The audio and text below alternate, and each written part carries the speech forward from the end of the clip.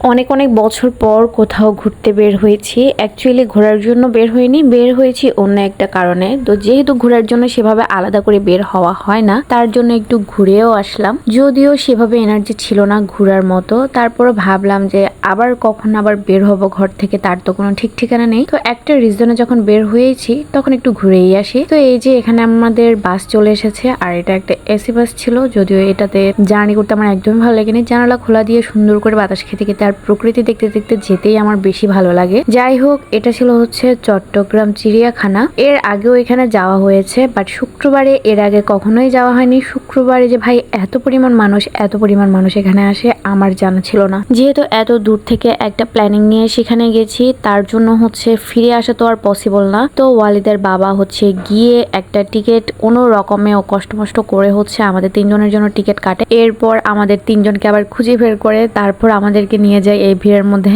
আমি তো ওয়ালিদের বাবার পিছন পিছন ওর টি শার্ট ধরে ধরে হাঁটছিলাম, কারণ এই ভিড়ের মধ্যে না আমি আর আমার ছেলে মেয়ে হারিয়ে যাই। ভাই কি জামানা আসলো, এত পরিমাণ মানুষ কি করে বের হতে পারে। যাই হোক, আমার মতো হয়তো অনেকেই অনেক বছর পর বের হয়েছে। এট লাস্ট আমরা হচ্ছে চিড়িয়াখানার ভিতরে ঢুকতে পারি। ভাই এটা যেহেতু বিশাল একটা জায়গা, তো ভিতরে এত ভিড় ছিল না, বাইরে টিকিট কাটার জায়গাতেই হচ্ছে যত ভিড়। তো এরপর হচ্ছে একটা একটা পশু পাখি আমরা দেখা শুরু করলাম। আমার ছেলে মেয়েরা খুব এনজয় করেছে।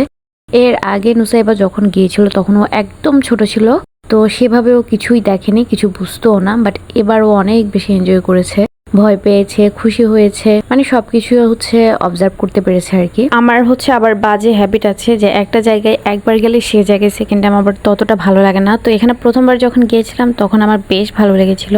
তো এবার যেহেতু সবকিছু আগেই দেখেছি আর জায়গাটাও এতটা নতুন করে দেখার মতো কিছুই ছিল না, তার জন্য আমার সেভাবে এনজয় করার মতো কিছু ছিল না। তবে হ্যাঁ, ভালো লেগেছে, ভালো একটা সময় কাটিয়েছি। ছেলেমেয়েরা যেহেতু অনেক খুশি হয়েছে, ওদেরকে দেখে দেখেই আমাদের খুশি লাগছিল। মানে বুঝে গেছি জীবনের সেই পর্যায়ে পৌঁছে গেছি যেখানে হচ্ছে নিজের ভালো লাগা, নিজের সুখ, এগুলা আসলে নিজের কাছেই ম্যাটার করে না, পরের কাছে ম্যাটার করা তো অনেক পরের কথা।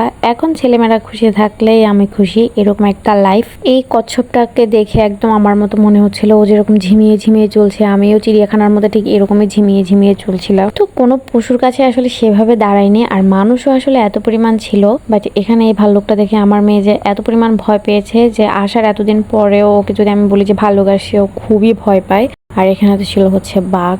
মানে বাঘগুলো দেখতে বেশ নাদুসি ছিল। আমার কাছে তো মনে হচ্ছিল এগুলো মানে মনে মনে বলছে যে একবার শুধু খাঁচা থেকে বের হতে দে, তারপর তোদের খবর আছে। আর এই বাঘটা তো ভাই এত পরিমাণ পায়চারি করছিল, এটা দেখে আমি আসলে ভয়ই পেয়েছিলাম সত্যি কথা বলতে। কারণ এটা এমন ভাবে হাঁটছিল যে কোনোভাবে যদি বের হতে পারে ভাই, এটা খবর করে ফেলতো মানুষের। সময় থাকলে আসলে ইচ্ছে ছিল যে পতেঙ্গা গিয়ে ঘুরে আসবো, কারণ সেখানে আমার আসলে যাওয়া হয়নি। ছবিতে বা ভিডিওতে দেখে বেশ ভালো লাগে, তো অনেক ইচ্ছে আছে সেখানে যাওয়ার। সামনে যদি সময় পাই ইনশাল্লাহ সেখানেই ঘুরতে যাব। আমার খুবই ইচ্ছা ওখানে যাওয়ার, আসলে খুবই ইচ্ছে ছিল অন্তত প্রতি মাসে একটা একটা জায়গায় ঘুরে দেখার। কিন্তু বর্তমানে আমার পরিবারের যে পরিস্থিতি, আমার শাশুড়ি যে অসুস্থ, আমার মনে হয় না আগামী কয়েক বছরেও আমি ঘর থেকে বের হতে পারবো। আল্লাহই জানে যে কপালে কি আছে।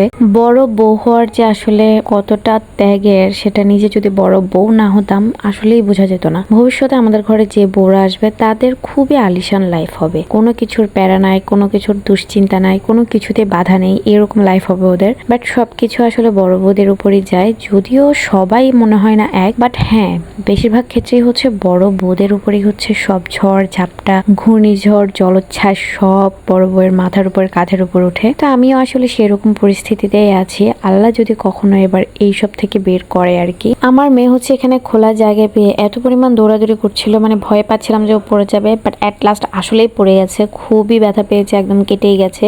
আর সেই কাটা নিয়ে অনেকক্ষণ কান্নাকাটিও করেছে। যাই হোক, 2 ঘন্টার রাস্তা হচ্ছে জ্যামে পড়ে 4 ঘন্টায় আমরা এসেছি ফেনীতে। যদিও আমি ঘুমিয়েই ছিলাম, তাই জ্যাম ট্যাম এত কিছু আমার মাথার মধ্যে ঢুকেও নি। তো শেষ পর্যন্ত হচ্ছে সুন্দর করে বাসায় চলে আসলাম। সুন্দর একটা জার্নি ছিল আমাদের।